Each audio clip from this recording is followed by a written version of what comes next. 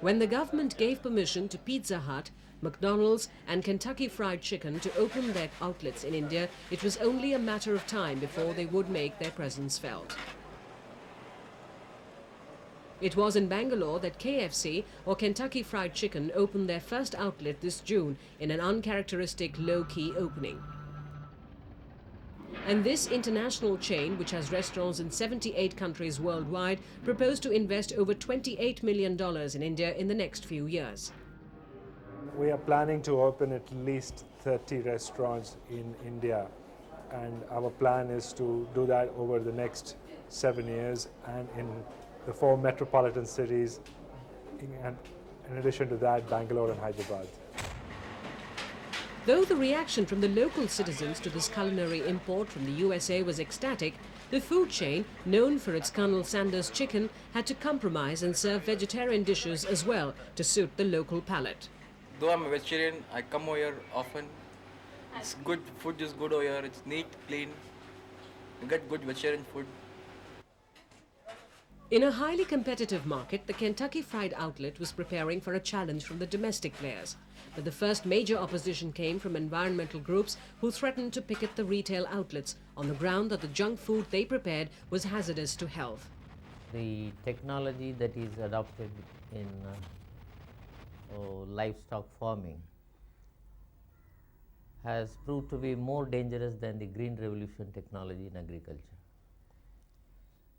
The meat industry run by these multinational corporations has actually poisoned these food chains, with the result that almost all the diseases, the new diseases which have cropped up in the American society or in the Western societies, have been traced to these fast food chains.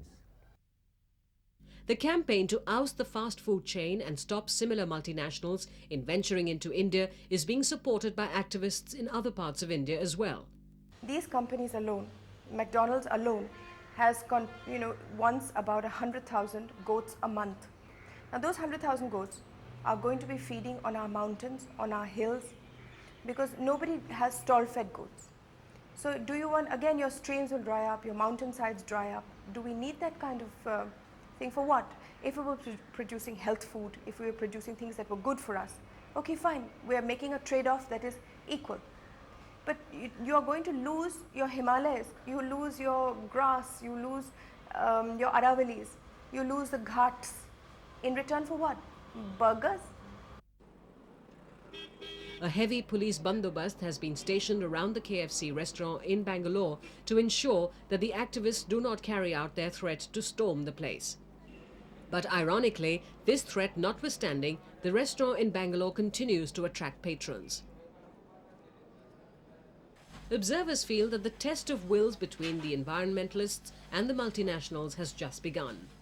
While the opponents to the fast food chains are preparing to thwart the import of junk food into the country on a morally lofty ground of cultural contamination and environmental degradation, the multinationals are confident that a fringe group of activists will not be able to sustain an agitation against what is their inevitable entry into one of the world's most populated emerging markets.